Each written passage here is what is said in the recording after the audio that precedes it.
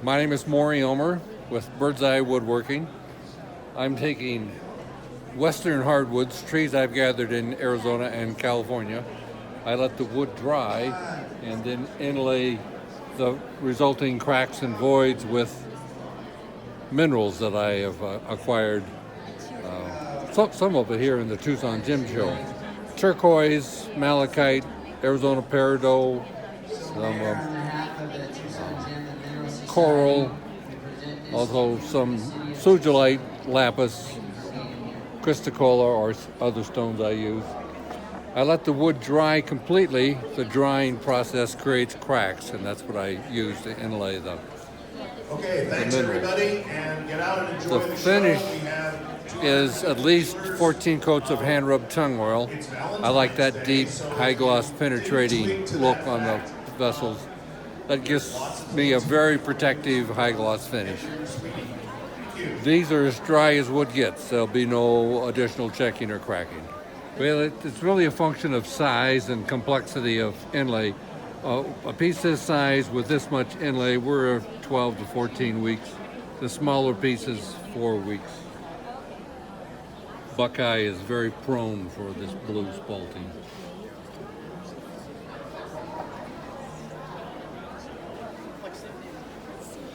We use manzanita, the red, a lot of ironwood, a lot of olives, oak burls. This is an oak burl over here.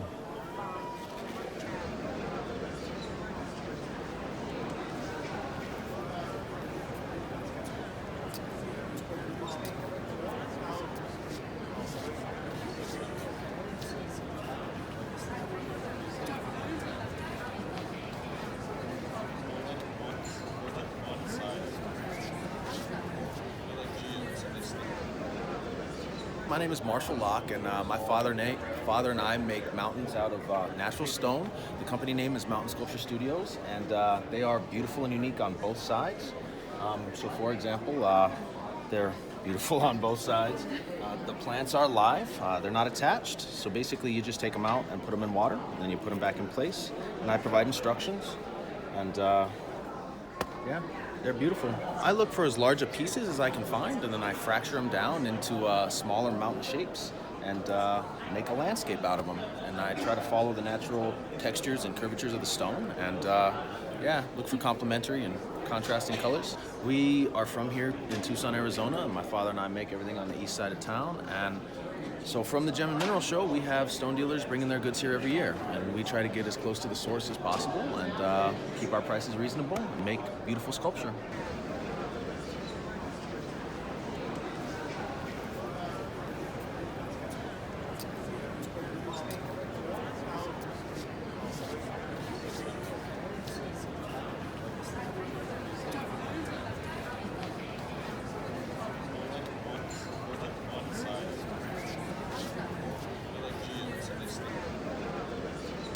This is the machine we use to make, to smooth the stones off, to make cabochons, and then we can make jewelry. Yeah, if you live anywhere near Alvernon, you can join the club and do this yourself. You can take lessons and learn how to do it. Okay, we're from Mexico, so Oh, okay. we live far away. Oh, okay. Nice to I'm see gonna you. keep him working. He's as good with my bearing type. We're from Mexico. Oh, are ya? Yeah. We want to come visit you. I've never been to Mexico. Really? It is really nice. Yeah. There you go. Well, I can want tell a you. crystal. I want a crystal. Okay. Like, Yeah, I told him.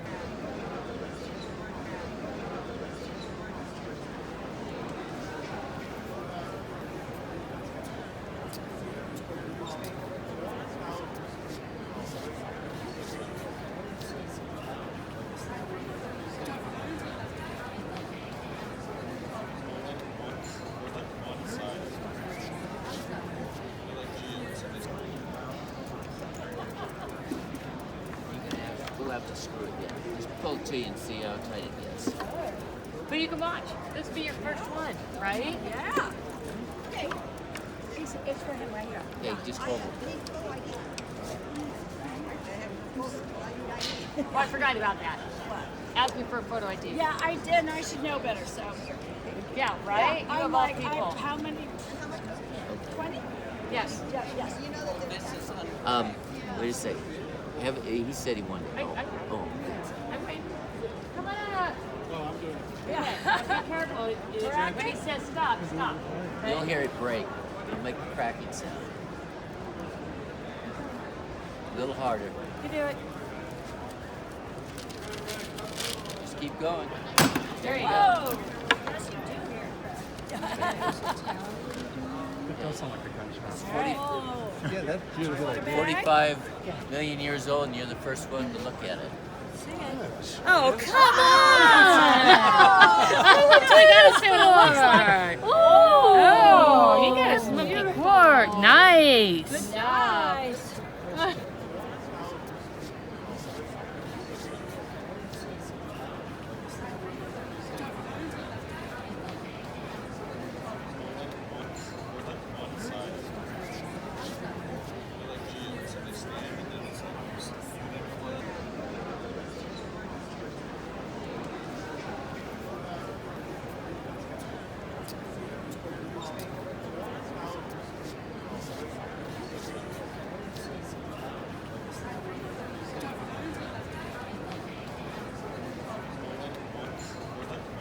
A French company.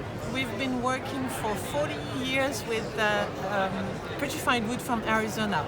Every year, in the last 40 years, my husband has come to Arizona to select some logs, pieces of logs, and we have them shipped to France, and we cut and polish there at home. And what we are most famous for is the way we inlay the petrified wood into wood, because this is something very difficult to do and very unique. So for a long time we've been selling only in Europe, and we thought it would be nice to come to Arizona and show what we do in Europe with this beautiful material from here. So here we are, and we love it because the Americans like very much what we do, so it's really a great pleasure to be here. Let's do it like this. There we go. So this is actually how you'll find it. And what we do in order to find the best ones is we look first for the ones that are light, because it means that they are hollow inside. And also what we look for is for them to have big holes, like this or like this. That means that it will have some red. It's not a certain, it's not always accurate, but those are the main things you look for them. My name's Mark Candy. I own Canyon Colors. I've been part of that for 25, 30 years now. I've been in the mineral business going on for about 6 years. Used to work at the University of Arizona Mineral Museum. What have you got there Going in your from hand, there. Mark? The thing I'm holding is actually a mineral that came from the 1880s, from the Collins Cut in Tiger, Arizona. It's a wolfenite crystal. And what it has is provenance. It has age. It was one of the first wolfenites probably ever dug in Arizona. How did you end up with that? By hook and by crook.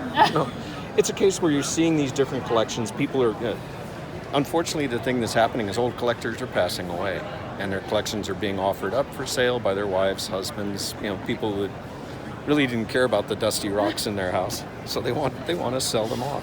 Not realizing sometimes what they're worth, and a lot of times nowadays they think they're worth 10 times more than they are.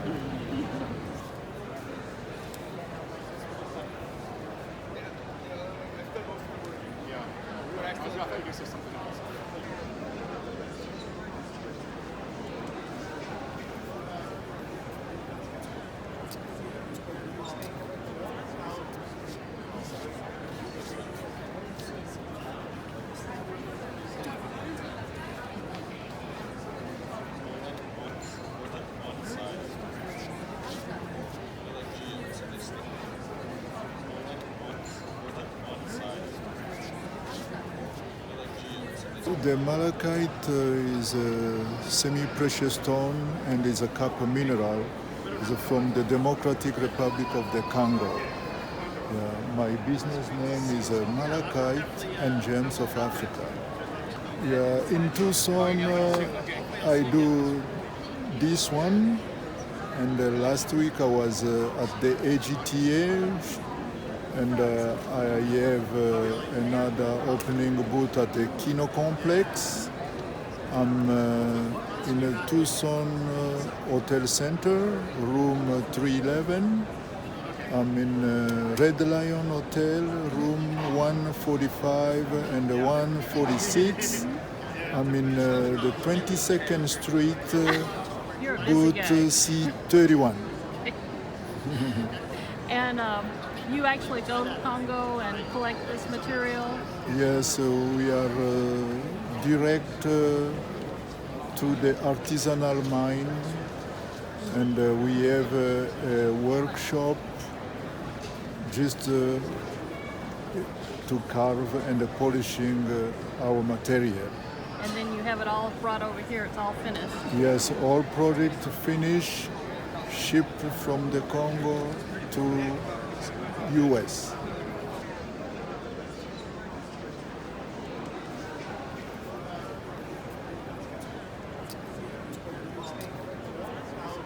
Well, it's inlay, stone inlay. So I see an idea in my head, and then I find slabs of rock and crystals and fossils that represent what I'm thinking, and I draw a design, and then we cut the stone to fit the design. So a lot of them have geological themes, and then others are more abstract.